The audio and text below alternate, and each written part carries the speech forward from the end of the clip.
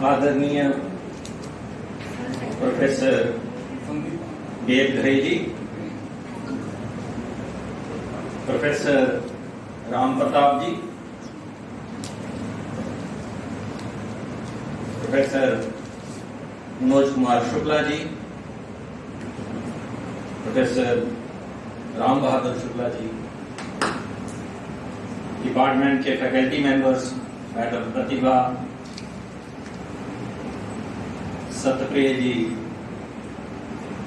आपका नाम भूल रहा हूं मैं, विद्याधर सिंह, विद्याधर जी, सुषमा मैडम आई नहीं है, और भी एक दो लोग हैं, मैडम प्रियंका होंगी यहाँ जी, सुषमा वो भी नहीं है, मैडम सुषमा नहीं है, and research scholars, faculty members from other institutions, other departments.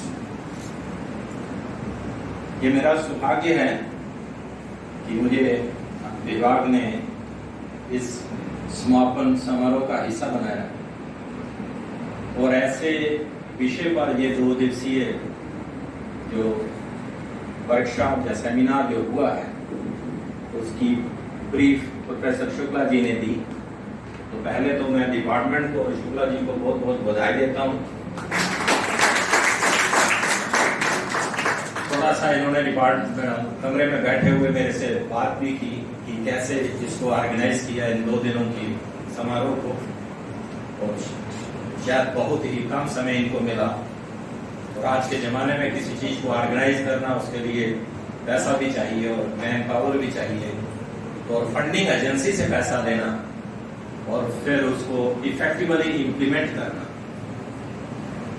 जैसे 10 पेपर बाहर के थे, ऑनलाइन पेपर प्रेजेंटेशन भी हुई और चोटी के विद्वान लोगों ने यहाँ भाग लिया, तो एक बड़ी भारी उपलब्धि थी, खास करके बच्चों के लिए, यंगर फैकल्टी मेंबर्स के लिए। ऐसे भी जो न्यू एजुकेशन पॉलिसी है बड़ी फ्लेक्सिबल है, और आपने देखा होगा उसमें एंट्री फ्लेक्सिबल की है, एग्जिट भी फ्लेक्सिबल किया है, और कई तरह की ऑप्शंस का वो प्रावधान है उसमें। और खास करके मैं समझता हूँ कि संस्कृत के लिए देववाणी है संस्कृत, इसके लिए एक अपॉर्चुनिटी है छात्रों के लिए, जनरल फैकल्टी मेंबर्स के लिए, कि इसको और स्ट्रेंथन करें। और इस तरह के जो विषय हैं, विषय पर तो मैं ज्यादा नहीं बोल सकता हूँ, जैसे निचोड़ करके उन्होंने आपके सामने रख दिया, वेदांत है ये, और उस वेदांत को कण कण में आप भगवान को देखते हैं, सरगुण निर्गुण निराकार, हर तरह की यहाँ मत रखे गए होंगे, वो आपने देखा है। तो मैं उस पर तो ज्यादा नहीं बोल सकूंगा, मगर इतना जरूर कहूंगा कि संस्कृत को सुदृढ़ करने के लिए, और खास करके आज के जमाने में जब लोग स्पिरिचुअलिटी से दूर भाग रहे हैं, मॉरल वैल्यू से दूर भाग रहे हैं, और अच्छे लक्षणों से दूर भागते जाते हैं मेटीरियलिस्टिक लाइफ की वजह से, तो उसमें संस्कृत के लोगों का बहुत भारी रोल रहेगा। और कैसे है वो मैं समझ सकता हूँ कैसे किया जा सकता है, आप बेहतर हैं उसको कैसे इम्प्लीमेंट कर सकते हैं। जैसे अब ओपन कोर्सेज हैं, क्यों नहीं संस्कृत दुनिया के सभी भाषाओं में अगर सुदृढ़ भाषा है तो वो संस्कृत है, उसका अपना व्याकरण है, तो जिसको वो आती है वो गलती कर ही नहीं सकता। दूसरी भाषा में कई बार प्रॉब्लम आ जाती है, जैसे आंग्ल भाषा फॉर एग्जाम्पल, उसको आप देखते हैं अगर वो इंग्लैंड में वो कहीं यूज हो रही है तो उसके स्पेलिंग अलग है, अमेरिका में स्पेलिंग अलग है, और कई भाषा है, मगर संस्कृत की जो भाषा है उसका व्याकरण है, और उसमें शोध करने वाले फैकल्टी मेंबर, रिसर्च स्कॉलर समझते हैं कि इस भाषा कितनी यूज है, और इसको हम लोग तो देववाणी कहते हैं, संस्कृत में संस्कृति छुपी हुई है। तो ये क्यों ना किया जाए कि इसमें एक ओपन कोर्स लिया जाए, और ओपन कोर्स के रिस्ट्रिक्शन या कंपल्शन नहीं होती। जरूरी नहीं है वो संस्कृत के बच्चे ही लेंगे, जरूरी नहीं है कोई कॉम्बिनेशन में ही उसको डालना है, वो साइंस में पढ़ने वाला भी अगर उसमें ये रुचि है तो वो ऑप्शन तो होनी चाहिए। वो आज के जमाने में वो ऑप्शन नहीं है, इस पॉलिसी से पहले वो ऑप्शन नहीं थी, वो ऑप्शन अब दी जा सकती है। तो आप क्यों नहीं इस लाइन पर सोचते हैं। दूसरा और है कि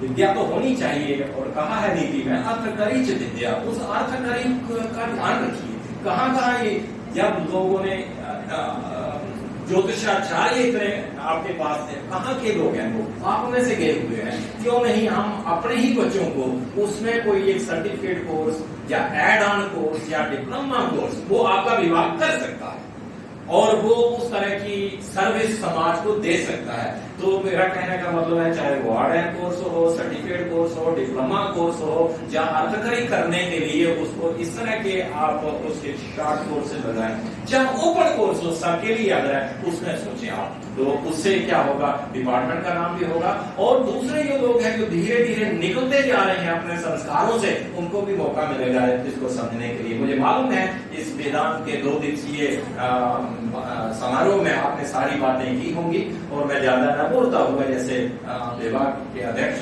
पहले ही कह चुके हैं समय बहुत कम रह गया है, इस पर जरूर मनन करें और डिपार्टमेंट ही करेगा, कोई बाहर से आकर के इतना काम नहीं कर सकता जितना यहाँ के स्कॉलर करते हैं। और विश्वविद्यालयों की या विद्यालयों की अगर कोई संपदा है वो वहाँ के छात्र हैं, वो छात्र पढ़ते हैं और डिसिप्लिन भी क्रिएट करते हैं और अपने अध्यापकों के थ्रू रिसर्च करते हैं और वो रिसर्च पब्लिश होती है, पब्लिक बनती है, उससे नाम होता है। तो इसलिए मैं सबको बहुत बहुत मुबारकबाद दूंगा इस तरह के समारोह में पार्टिसिपेट करने के लिए, अपने पेपर प्रेजेंट करने के लिए। और अब आप ये देखिए कि वो पेपर पब्लिश हों।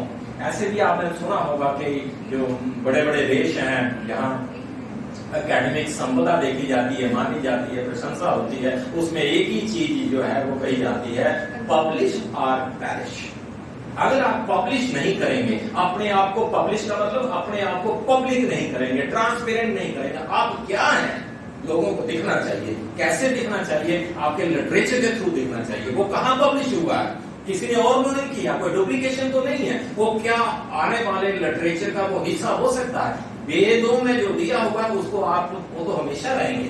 अब ये मिश्रा जी ने कहा वो रेलेवेंस तो हमेशा रहनी है और अगर वो हम समझ पाए हमारा जीवन सार्थक हो। तो मैं और ना बोलता हुआ सबको एक बार और बहुत बहुत धन्यवाद देता हूँ, बहुत बहुत मुबारक भी देता हूँ। धन्यवाद इसलिए मुझे आपने इसका हिस्सा बनाया, मुबारकबाद इसलिए कि आपने बड़े बड़े विद्वानों को यहाँ ला करके लोगों के साथ साक्षात्कार इंटरेक्शन करवाई, इसके लिए आपको बहुत बहुत बधाई, बहुत बहुत थैंक यू वेरी मच।